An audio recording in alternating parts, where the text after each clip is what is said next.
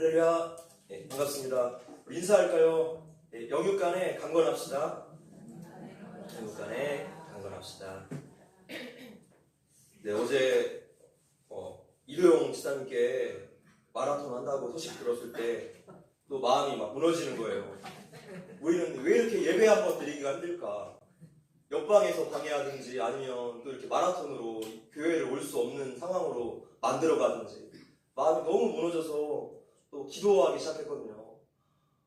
한 5명, 6명 와서 예배 드리는 거 아닌가 그런 염려들도 들었었고 막 기도하고 이제 오늘 나왔는데 성도님들께서 예배를 또 너무 선호하셔서 9시부터 오시고 더 일찍 오시고 그래서 이렇게 많이 와주셔서 너무나 은혜가 되고 좀 감사합니다.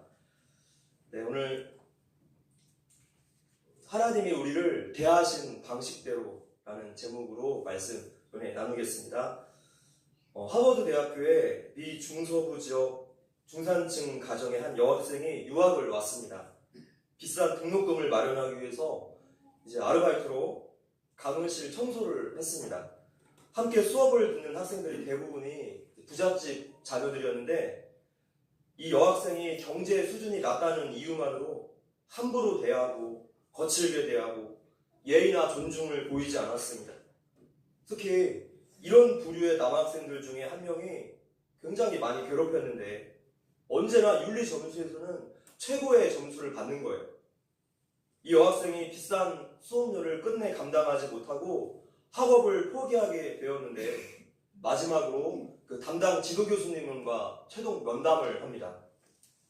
여학생이 자신을 괴롭혔던 남학생들의 명단을 다 말하고는 마지막으로 교수님께 이렇게 질문했어요. 진짜로 선한 사람이 되려고 노력도 하지 않으면서 지식적으로만 선을 아는 것이 무슨 의미가 있나요? 지도교수는 여학생에게 아무런 대답도 할 수 없었다고 합니다. 윤리 과목에서 최고점을 받았다고 해서 윤리적으로 가장 올바른 사람은 아닙니다. 우리 신앙의 영역에 대입해 볼까요?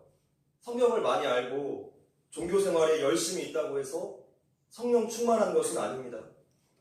실제적인 삶에서 이웃들에게 사랑과 친절로, 용서함으로, 또 나를 핍박하는 사람을 위해서 기도함으로 반응하고 있는가를 질문해보며 우리는 아니요 라고 대답할 수밖에 없는 연약한 가운데 있습니다. 도대체 무엇이 잘못된 것입니까? 노스포인트 교회 이야기라는 책에 이런 글이 있습니다. 지식만 있는 교회는 교만해지지만 지식을 적용하는 것은 우리를 거룩하게 만든다. 말씀을 행하는 데까지 우리가 순종하지 않는다면 우리의 신앙생활은 아무런 의미가 없다는 것이죠. 지난 시간 우리가 민수기 강의에서 이 성령 충만에 대해서 배웠는데 오늘 이 시간 성령 충만에 대해서 더 깊이 생각해 보았으면 좋겠습니다. 성경에서 말씀하고 있는 성령 충만의 본질과 그 모습이 무엇인가 이것을 알아보고 우리가 실천하기를 결단했으면 좋겠습니다. 성령의 충만함을 받게 되면 성도들에게서 예수님의 성품이 나타납니다. 점차적으로 변하고 또 변해서 그 사람의 성품으로 나타나게 되는데 이것을 가리켜서 신앙 인격이라고 표현합니다. 갈라디아서 말씀 한번 읽어볼까요? 자, 시작. 오직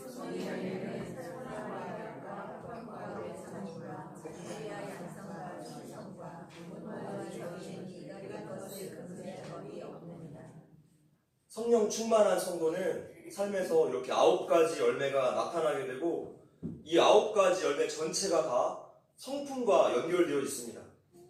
이 본문을 어떤 해석에서는 사랑이 그 본질이고 나머지 8개 열매가 이 사랑을 설명하고 있다 이렇게 해석하고 있습니다. 정말로 그런 것 같습니다. 성령 충만은 사랑을 본질로 하기 때문에 우리가 확인해 보아야 할 것은 나에게 과연 사랑이 나타나고 있는가? 입니다. 누군가를 향해서 내린 나의 판단과 나의 행동에 대해서 나는 과연 하나님의 마음과 또 사랑으로 대했는가? 이것을 스스로에게 질문해보며 내가 내린 판단과 행동이 잘한 것인가? 잘못된 것인가 바로 나오는 거예요. 우리 한국교회는 신비주의로 치우친 오순절 계열의 극단적인 교회들 때문에 많은 영향을 받아온 것이 사실입니다. 그래서 이 고린도전서 12장에 나오는 성령의 은사들에 관한 내용들을 성령 충만이다, 성령 충만의 전부다 라고 여겼던 그런 시절이 있었습니다. 물론 성령의 은사들도 분명히 나타납니다. 저도 하나님께 구하고 있는 은사가 있어요. 그러나 사실 성령의 은사들은 본질이 아니라 빙산의 일각에 불과하다는 것이죠. 이것을 알려주기 위해서 사도 바울이 바로 그 다음 장 고린도전서 13장에서 이렇게 이야기합니다. 한번 읽어볼까요? 시작. 내가 사랑의 방언과 천사의 말을 할지라도 사랑이 없으면 소리나는 구리와 울리는 꽹과리가 되니. 2절. 내가 예언하는 능력이 있어 모든 비밀과 모든 지식을 알고 또 산을 옮길 만한 모든 믿음이 있을지라도 사랑이 없으면 내가 아무것도 아니요. 내가 내게 있는 모든 것으로 구제하고 또 내 몸을 불사르게 내줄지라도 사랑이 없으면 내게 아무 유익이 없는다. 그렇습니다. 성령 충만의 본질은 바로 사랑입니다. 성령 충만한 사람은 사랑하는 삶으로 나타나게 되어 있어요. 방언, 예언, 병 고치는 은사가 있어도 사랑이 없다면 그것은 성령 충만하지 못한 것이죠. 우리 성도들 속에 누가 계십니까? 바로 하나님이 계시고 그분의 성품은, 그분의 속성은 사랑이기 때문에 하나님 사랑, 이웃 사랑이 우리에게 나타날 수밖에 없는 것이죠. 헨리 드로몬드의 사랑, 세상에서 가장 위대한이라는 책에 이런 글이 있습니다. 사랑 있는 곳에 하나님이 계십니다. 사랑 안에 있는 사람은 하나님 안에 있습니다. 하나님은 사랑이십니다. 그러므로 사랑하십시오. 오늘 우리에게 사랑이 나타나고 있습니까? 끊임없이 확인해 보아야 할 것입니다. 우리가 성령 충만의 본질인 이 사랑을 잘 이해하기 위해서 먼저 선행되어야 할 일은 우리가 하나님께 과연 어떤 사랑을 받았는가, 하나님께서 도대체 우리를 어떻게 사랑하셨는가, 이것을 계속 확인해 보는 거예요. 하나님의 아들이신 예수님께서 이 땅에 오셔서 치르셔야 했던 모든 종류의 낮아짐, 고난과 섬김과 십자가의 죽으심은 모두 다 누구를 위해서입니까? 우리를 위해서였어요. 아니, 세상에 어떤 종교의 신이 인간을 위해서 죽어줍니까? 다른 모든 종교는 인간이 열심히 노력해서 신을 찾고 스스로 구원을 이루어 나가야 합니다. 그러나 우리 예수님은 우리에게 직접 값을 치르라고 하지 않으시고 자신이 직접 죄값을 치르셨어요. 자신으로 대신하셨죠. 공의의 하나님은 우리의 모든 죄악을 그 아들에게 옮겨놓고 십자가에서 그 아들을 죽이십니다. 우리를 향한 사랑이 그토록 진심이었기 때문에 기꺼이 그 힘든 길도 마다하지 않으신 것이죠. 다른 사람을 잘되게 하려고 나에게 가장 소중한 것마저도 기꺼이 포기하는 것보다 더 감동적인 이야기가 어디 있겠습니까? 나를 위해서 희생한 사람이 있음을 아는 것보다 더 가슴 뭉클한 기쁨이 어디 있겠습니까? 그 일을 바로 우리 예수님께서 행하셨습니다. 예수님께서 말씀하신 팔복은 천국 백성의 삶은 이러이러해야 한다라고 구체적으로 알려주시는 말씀인데 그 모습이 바로 성령 충만입니다. 그 안에 사랑, 긍휼에 관련된 말씀이 있어요. 오늘 본문이죠. 한번 다시 읽어볼게요. 시작. 긍휼히 여기는 자는 복이 있나니 그들이 긍휼히 여김을 받을 것이며. 자, 긍휼은 크게 두 가지가 나타납니다.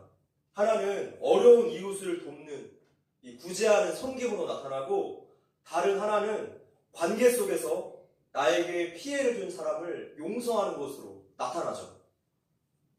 세상은 나만을 위해서 불을 쌓는 것을 좋아하고 복수하기를 더 좋아합니다. 이렇게 세상의 영은 언제나 하나님과 반대쪽에 있어요.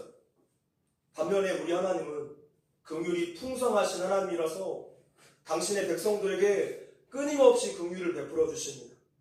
그래서 그 나라에 속한 백성들 역시 섬김과 용서라는 이 긍휼의 모습이 나타나야 한다는 것이죠. 이러한 삶이 복된 삶이고 하나님의 은혜 속에 꾸준히 머물 수 있는 비결이죠. 그래서 이 시간은 이 성령 충만의 모습을 이 두 가지 영역으로 나누어서 한번 생각해 보려고 합니다. 성령 충만의 모습 첫 번째는 이웃 섬김입니다. 저는 섬김하면 바로 떠오르는 인물이 바로 이 사람입니다. 그 청년 바보 의사라는 책은 안수연이라는 젊은 의사의 삶을 담은 책이죠.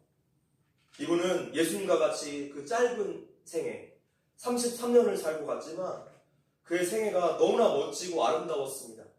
요즘처럼 삭막하고 오로지 사람을 물질로 가치로 여기는 그런 세상 속에서 환자 한 사람 한 사람을 깊은 애정을 가지고 돌봐주고 또 태어난 이후까지 지극한 관심과 정성으로 자기의 삶을 온통 쏟아 부었습니다. 안수연님의 삶이야말로 예수님께서 산상수훈에서 말씀하셨던 그 천국 백성의 모습이 아닐까 생각해 봅니다. 이분이 유행성 출혈로 감염이 되어서 사망하셨는데 이 청년 의사가 사망했을 때 4,000명이나 되는 조문객이 찾아왔다고 합니다. 한경직 목사님 장례식 이후로 가장 많은 인파였어요. 그 당시에 기독교 청년들이 가장 닮고 싶은 사람으로 이 안수연 의사를 꼽았습니다. 예수의 사람은 분명 예수를 닮아 있습니다. 성령 충만한 성도는 반드시 사랑으로 열매 맺게 되어 있어. 하나님께 받은 사랑과 그 은혜를 알기 때문입니다. 산상수훈은 우리가 드리는 이 기도 또한 이웃사랑을 위한 기도를 목표로 하고 있다라고 우리에게 알려주고 있습니다. 마태복음 7장 7절입니다. 시작. 구하라 그리하면 찾으라 그리하면 찾아낼 것이요 문을 두드리라 그리하면 너희에게 열릴 것이요. 우리에게 너무나 잘 알려진 구절이죠. 기도에 관한 내용들이에요. 근데 이 기도에 관한 내용을 다루다가 맨 끝에 결론에 이런 말씀을 하십니다. 12절인데요. 한번 읽어볼게요. 시작. 그러므로 무엇이든지 남에게 대접을 받고자 하는 대로 너희도 남을 대접하라. 이것이 율법이요 선지자니라. 좀 생뚱맞지 않습니까? 구하라, 두드리라, 찾으라. 그 기도의 내용과 좀 아기가 잘 안 맞는 것 같은 느낌을 줘요. 근데 지금까지 했던 기도에 관한 모든 내용이 이 12절을 위해서입니다. 이것이 율법이요 선지자니라. 우리가 이 말씀을 바르게 이해하기 위해서는 바로 그 전절 11절을 봐야 합니다. 읽어볼게요. 시작. 너희가 악한 자라도 좋은 것으로 자식에게 줄 줄 알거든 하물며 하늘에 계신 너희 아버지께서 구하는 자에게 좋은 것으로 주시지 않겠느냐. 한마디로 하나님을 아버지로 대접하라는 뜻입니다. 우리가 부족하든 연약하든 모자라든 삶의 문제를 가지고 하나님 앞에 기도로 나아가는 것 그 자체가 하나님을 하나님으로 대접하는 거예요. 기도는 곧 하나님을 하나님으로 대접하는 우리의 태도입니다. 기도는 하나님이 과연 어떠한 분이신가를 배우는 자리예요. 그 훈련의 자리죠. 이것이 하나님께서 우리에게 기도를 원하시는 숨겨진 목적입니다. 하나님을 배워가는 것. 자, 그런데 율법과 선지서의 대강령이 무엇입니까? 하나님 사랑, 이웃 사랑. 그래서 지금 이 기도의 내용 끝에 이웃 사랑의 명령이 나온 이유는 바로 이렇습니다. 너희가 하나님께 그 큰 긍휼하심을 입었다며 너희도 이웃들을 긍휼함으로 대하지 않겠느냐. 기도를 통해서 하나님이 어떤 분이신가를 배웠다며 이제 이웃사랑을 실천하라는 뜻이에요. 잠언 말씀에 합독할게요. 시작. 가난한 자를 불쌍히 여기는 것은 여호와께 구워드리는 것이니 그의 선행을 그에게 갚아주시죠. 하나님께서 이웃을 돌보고 구제하고 섬기는 성도들에게 구워가셨대요. 그래서 하나님이 갚아주시겠대요. 자, 그렇다면 이것은 하나님의 약속이니까 하나님이 반드시 우리에게 갚아주십니다. 그래서 하나님은 우리의 기도를 이웃 섬김의 삶을 살겠다는 결단으로 이끌어내는 그런 도구로서 사용하시겠다는 거예요. 놀랍지 않습니까? 우리가 하나님께 기도하는 목적과 방향을 분명히 알려주시는 메시지예요. 바로 이웃을 위한 기도입니다. 우리가 기도할 때 성령 충만해져요. 기도는 또한 이웃사랑으로 이렇게 연결이 되죠. 하나님께서 우리의 기도를 이렇게 사용하시겠대요. 우리 교회는 2018년도부터 올해까지 계수해 보니까 그 생활비 후원 사역으로 사용된 금액이 1억 5천만 원이 넘었습니다. 성도수 20명 남짓하는 이 작은 교회가 무슨 재정이 많아서 그 일을 할 수 있었겠습니까? 하나님께서 늘 세심하게 돌보아 주시고 또 공급해 주셨고 또 여러분들의 희생이 있었기 때문이죠. 보시다시피 교회 시설과 예배 환경이 참 많이 열악합니다. 습기가 많아서 기계가 걸핏하면 고장나고 음향 기기도 노후돼서 계속 뒤집거리고 악기들은 지금 수십 년째 쓰고 있어요. 말도 안 되는 상태입니다. 그래도 소리는 나니까 그냥 버티고 있는 거예요. 우리 찬양팀에게 참 많이 미안해요. 또 주방 시설도 우리 권사님들께 집사님들께 너무 죄송합니다. 그러나 더욱 급하게 또 간절히 도움이 필요한 분들에게 이 교회 재정을 사용하는 것이 우리가 잠깐의 편의를 누리는 것보다 훨씬 더 기쁠 것 같아요. 우리가 좋은 환경에서 예배드리는 일보다 어려운 이웃들을 섬기는 것이 우리에게 우선순위가 된다는 것을 믿기 때문에 그것이 하나님의 마음이라는 것을 우리가 알기 때문에 기꺼이 그 일들을 감당할 수 있었습니다. 지난 8년간 재직회의 하면서 단 한 번도 이 구제사역에 대해 반대하신 분이 없었습니다. 제가 어딘가에서 소식을 듣고 이번 헌금은 어디에 썼으면 좋겠습니다 라고 의견을 내며 아주 일사천리로 통과가 되어서 바로바로 집행할 수 있었어요. 이런 것들을 떠올려 볼 때 얼마나 감사한지 모르겠습니다. 너무나 은혜가 됩니다. 성령 충만한 성도, 성령 충만한 교회는 반드시 이웃 섬김으로 이어집니다. 할렐루야. 성령 충만의 모습, 그 두 번째는 바로 용서에 있습니다. 영화 해리포터에서 아주 무서운 마법사들이 나오는데 이 사람들을 만나면 해리포터가 기절을 해요. 알고 보니까 그 마법사들이 과거에 자신에게 저질렀던 그 인생 최악의 순간들을 기억나게 해줬기 때문입니다. 우리도 그런 것 같습니다. 어떤 사람만 생각하며 분노와 미움이 막 올라오고 기억하기 싫은 일들이 계속 떠오를 수 있어요. 악한 마법사들의 그 역할처럼 과거에 화가 났던 일들을 계속 우리에게 상기시켜주는 것이 바로 악한 영의 주특기죠. 그래서 계속 그 분노와 미움을 간직하고 곱씹게 만들어요. 그 미움의 시간 동안에 얼마나 마귀가 기뻐하고 있을까요? 이럴 때 하나님의 말씀이 우리에게 찬물을 쫙 끼얹습니다. 이 말씀인데요. 한번 읽어볼게요. 시작. 서로 친절하게 하며 불쌍히 여기며 서로 용서하기를 하나님이 그리스도 안에서 너희를 용서하신 같이 하라. 과거 독일의 한 지방에서 사회를 떠들썩하게 만든 아주 끔찍한 범죄가 일어났습니다. 지스로 고들스키라는 청년이 자신의 친구들을 모아서 조직을 만들었어요. 그렇게 외딴 지역을 돌면서 강도짓을 벌였는데 한 농장에서 9명을 죽이는 극악한 범죄를 저지릅니다. 하멜만 씨의 농장에 가장인 하멜만 씨를 포함해서 총 10명의 가족들이 있었어요.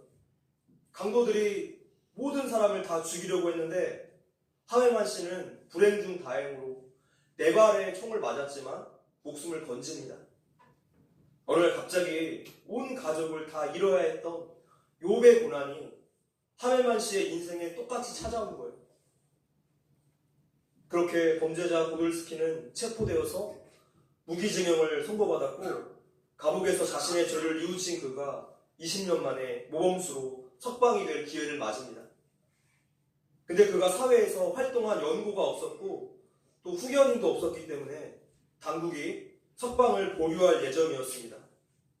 이 소식을 들었던 피해자 하멜만 씨가 내가 후견인이 되겠다고 고들스키를 석방해달라는 탄원서를 제출합니다. 그 탄원서의 마지막 내용 중에 자신이 고들스키를 용서한 이유에 대해서 이렇게 적었습니다. 그리스도께서 저의 죄를 위하여 죽으셨고 저를 용서하셨습니다. 저희 가족은 비록 비참한 일을 겪었지만 모두 다 천국에 갔습니다. 그런데 제가 그 사람을 용서하지 못할 이유가 뭐가 있겠습니까? 저에게도 하나님께서 기회를 주셨습니다. 고들스키에게도 기회를 주어야 합니다. 하나님의 사랑과 은혜를 바라보는 성도는 세상이 감당하지 못하는 행동을 해요. 복수하고 싶은 그 죄의 본성을 거슬려서 하나님의 마음을 품고 그 마음이 삶에 나타나서 다시 하나님께 영광을 돌립니다. 하나님께서 우리를 어떻게 사랑하셨는가를 알면 알수록 우리의 삶은 달라질 수밖에 없습니다. 존 스토트의 산상순이라는 책에 이런 글이 있습니다. 하나님이 말씀하신 우리의 이웃에는 우리의 원수도 포함됩니다. 친구가 되었건 적이 되었건 이웃에 대한 천국 백성의 의무는 사랑하는 것입니다. 원수가 우리에게 피해를 주고 우리를 해치려고 애쓰고 있지만 그럼에도 불구하고 우리는 원수의 유익을 위해 애써야 합니다. 그것이 하나님이 우리를 대하신 방식이기 때문입니다. 이 글에서 오늘 설교의 제목을 빌려왔습니다. 하나님께서 당신의 원수였던 우리들을 위해서 자기 자신을 주셨다며 우리가 나아가야 할 방향도 똑같아요. 하나님의 자녀가 된 우리가 모든 일에 기억해야 할 점은 바로 하나님이 나에게 대하신 방식이에요. 하나님이 나에게 대하신 방식. 우리가 이것만 떠올린다면 내가 어떻게 반응하고 행동해야 할지 답이 정확하게 나와요. 그것은 긍휼입니다. 오래 참음입니다. 긍휼하심이 아니었다면 매번 하나님을 배신하고 또 불순종하는 우리가 오늘날까지 과연 살아남았겠습니까? 예수님은 십자가에 달리시기 전날 밤에 제자들과 함께 식사를 나누셨어요. 제자들의 발을 씻기셨던 바로 그날, 그 현장 말이죠. 요한복음 13장으로 갑시다. 자, 시작. 6월절 전에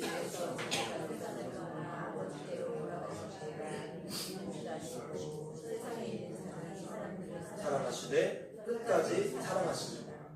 지금 이 현장에는 잠시 후면 예수님을 배반할 가룟 유다가 함께 있었어요. 예수님은 가룟 유다가 앞으로 배신할 것을 뻔히 아시면서도 그의 발을 씻겨주십니다. 그의 인생 결말을 다 알고 계시지만 예수님 끝까지 유다를 사랑해 주셨어요. 사랑하시되 끝까지 사랑하십니다. 라는 말씀은 과거, 현재, 미래에도 변함없이 영원히 사랑하시겠다는 뜻이에요. 하나님의 사랑은 우리와 같이 어떤 순간적인 열렬한 감정 같은 게 아닙니다. 하나님의 의지예요. 하나님께서 우리를 사랑하시겠다고 스스로 결정하시고 우리에게 약속하신 거예요. 세월이 흘러서 상황이 변해도 개의치 않으시고 사랑하신다는 하나님의 의지가 여기에 담겨 있어요. 사랑하시되 끝까지 사랑하시니라. 그래서 하나님을 따라가는 성도들도 다분히 의지적으로 사랑해야 돼요. 우리의 어떤 넘어짐이나 방황에 상관없이 하나님은 그분의 자녀들을 끝까지 사랑하십니다. 포기하지 않으세요. 지치지 않고 사랑하시겠다는 뜻이에요. 가룟 유다가 예수님께 한 것처럼 우리에게도 나를 막 힘들게 만들고 괴롭게 하고 마음에 안 드는 사람, 원수 같은 관계인 사람이 있을지 몰라요. 그런데 예수님은 산상수훈에서 나에게 악하게 대하는 자들에게 사랑으로 대하라고 말씀하십니다. 한번 읽어볼게요. 시작. 나는 너희에게 이르노니 너희 원수를 사랑하며 너희를 박해하는 자를 위하여 기도하라. 나에게 피해를 준 사람에게 우리가 끝까지 사랑으로 대해야 할 이유는 그것이 바로 하나님이 우리를 대하신 방식이기 때문입니다. 우리는 하나님과 말 그대로 원수의 관계였어. 하나님을 거역하는 존재, 말씀에 불순종하는 존재, 죄의 자녀들이었기 때문이죠. 그런데도 그 원수 되었을 때 예수님이 우리를 위하여 하나님과 화목하게 하기 위하여 십자가에서 대신 죽으십니다. 자신을 배신할 원수와도 같은 가룟 유다를 위해서 발을 씻기시는 그 예수님의 모습을 볼 때 우리는 하나님의 사랑 방식이 어떠한가 배울 수 있어요. 너희 원수를 사랑하며 너희를 박해하는 자를 위하여 기도하라. 우리는 나에게 피해를 준 사람에게 분노와 미움이 가득 생긴 그 상태에서 기도를 할 수가 없습니다. 어떻게 기도해야 할지 몰라서 절망하고 암담해요. 그래서 예수님께 이러한 때 어떻게 해야 하는가 친히 가르쳐 주십니다. 예수님은 철제못이 손과 발을 뚫고 들어오는 동안에 실제로 자신을 고문하는 사람들을 위해서 기도하셨어요. 누가복음 말씀입니다. 또 갈게요. 시작. 이에 예수께서 이르시되 아버지 저들을 사하여 주옵소서. 자기들이 하는 것을 알지 못함이니이다 하시더라. 그들이 그의 옷을 나눠 제비뽑을세. 자, 이때 이 문장의 시제가 완료형이 아니라는 것은 예수님이 한 번 기도하고 끝내신 것이 아니라 계속 반복적으로 기도했다는 것을 우리에게 가르쳐주고 있습니다. 분노와 미움의 감정이 좀 누그러지기를 기다리지 마십시오. 생각하는 것을 멈추십시오. 우리는 곧바로 그 사람 위해서 계속해서 기도해야 합니다. 다윗처럼 그 상처나고 고통스러운 마음의 감정들을 하나님 앞에 가지고 나와서 마음껏 토해내는 거예요. 하나님의 도우심을 구할 때 성령님께서 우리의 감정, 우리의 생각, 우리의 마음을 변화시켜 주세요. 성령님이 일하시기 때문에 우리가 기도해야 하는 것이죠. 창세기 1장 2절 말씀 합독하겠습니다. 시작. 땅이 혼돈하고 공허하며 흑암이 깊음 위에 있고 하나님의 영은 수면 위에 운행하시니라. 자, 여기에서 이 운행이라는 단어는 암탉이 알을 품는다라는 뜻과 같습니다. 운행이 품는다라는 뜻이에요. 품는다. 달걀은 나름 딱딱하죠. 딱딱한 사람들, 사랑하기 힘든 사람들에게 똑같이 대하는 것이 아니라 그들을 하나님처럼 품어야 합니다. 이웃을 대하는 우리의 마음과 태도에 대해서 우리는 성령님의 운행하신 그 품으심을 간절히 간구해야 돼요.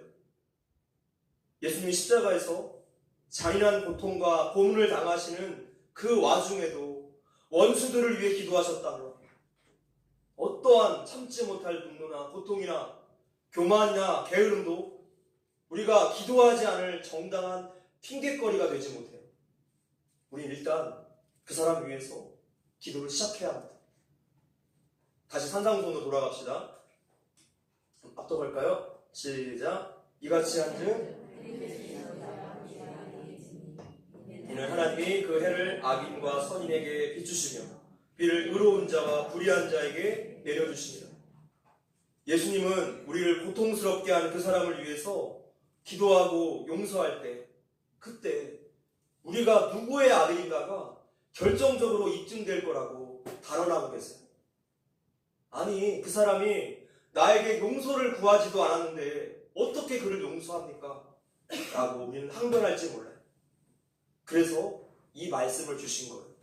우리 빨간 글씨로 된 말씀 다시 한번 읽어볼게요. 시작. 이는 하나님이 그 해를 악인과 선인에게 비추시며 비를 의로운 자와 불의한 자에게 내려주시니라.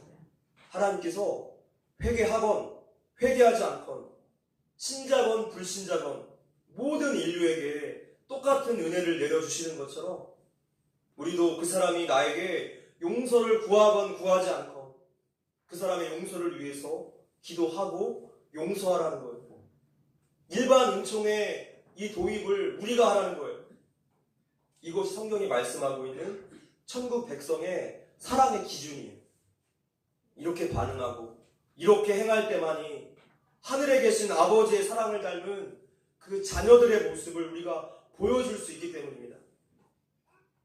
타락한 옛사람의 삶은 공정한 처리에 근거합니다. 손해는 복수로, 호의에는 보답으로. 그렇죠? 그러나 구원받은 새 사람의 삶은 하나님 사랑의 근거예요. 하나님의 긍휼과 은혜를 경험한 성도는 보복을 거절하고 선으로 악을 이깁니다. 우리는 악을 악으로 대하는 세상의 사람들처럼 그렇게 사랑하는 것이 아니라 하나님처럼 사랑해야죠. 하나님의 방식대로. 말씀을 맺겠습니다. 요한복음 13장 34절 35절 시작. 새 계명을 너희에게 주노니 서로 사랑하라. 내가 너희를 사랑한 것 같이 너희도 서로 사랑하라. 너희가 서로 사랑하며 이로써 모든 사람이 너희가 내 제자인 줄 알리라. 성도 여러분, 우리가 하나님을 믿는 사람임을 무엇으로 증명하시겠습니까? 성령 충만의 모습은 하나님 사랑, 이웃 사랑으로 나타납니다. 그러나 우리의 힘으로 할 수 없어요. 하나님의 방식대로 사랑하기 위해서 우리는 성령 충만해야 합니다. 이것이 우리 성도가 성령 충만해야 하는 목적이죠. 사랑을 위해서. 하나님의 방식처럼 사랑하기 위해서. 우리가 받은 구원 속에 들어있는 하나님의 긍휼하심과 은혜의 가치를 모르며 우리의 인생이 다른 사람들에게 뻔뻔해져요. 이웃들의 삶에 관심도 없을 뿐더러 그들을 불쌍히 여기지 않습니다. 하나님께 용서받았지만 용서를 모르는 그런 무서운 사람이 될 거예요. 성령 충만의 모습은 곧 어떠한 상황에서도 사랑을 부단히 실천하는 성도들입니다. 사랑하시되 끝까지 사랑하시니라. 하나님이 우리를 대하신 그 방식대로 사랑합시다. 다음에 시간 우리 시선 함께 찬양하시면서 기도하겠습니다.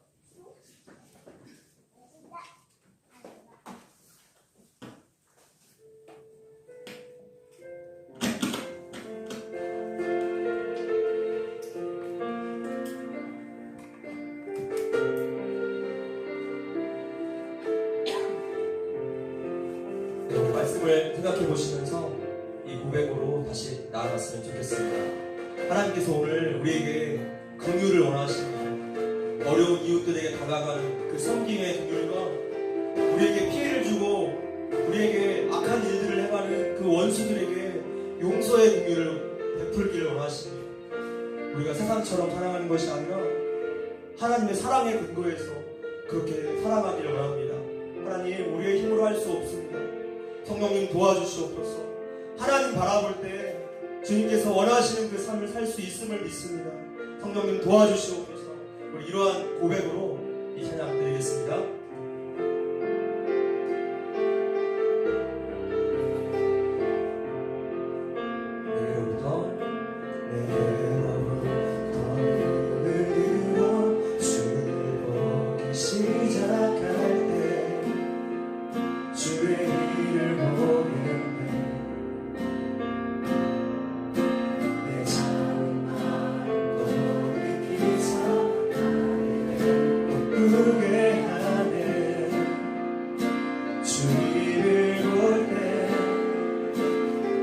모든 세상을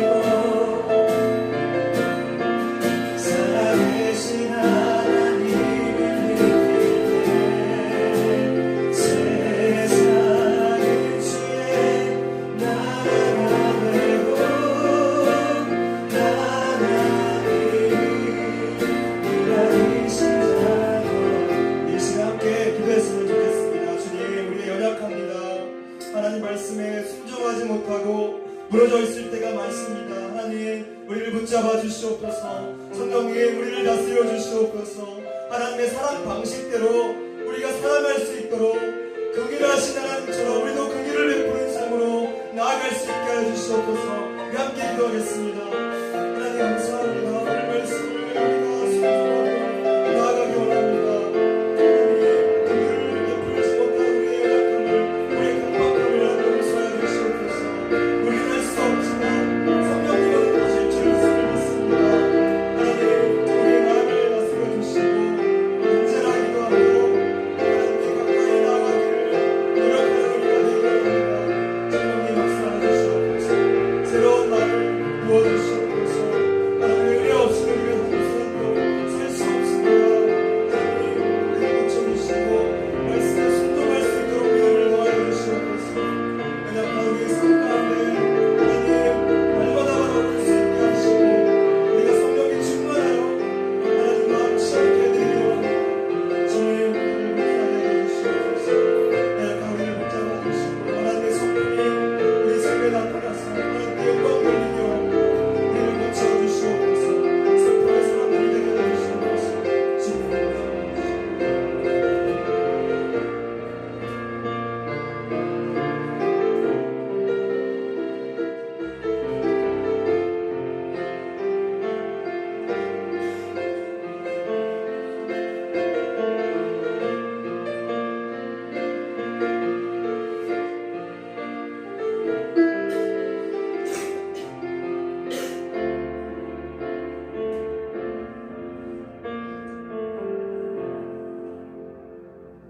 하나님 감사합니다. 오늘도 하나님 말씀에 우리가 순종하며 살기 원합니다. 우리 힘으로 할 수 없사오니 날마다 성령님 붙잡고 살 수 있게 하시고 하나님의 성품이 우리에게 나타날 수 있도록 성령님 날마다 우리를 인도하시고 고쳐주시옵소서. 또 삶의 여러 가지 문제 가지고 나온 우리 성도님들 그 마음을 붙잡아 주시고 삶을 붙잡아 주시고 위로의 하나님, 소망의 하나님이 일으켜 세워 주시옵소서. 주님 모든 것 감사하고 예수님의 이름으로 기도합니다. 아멘.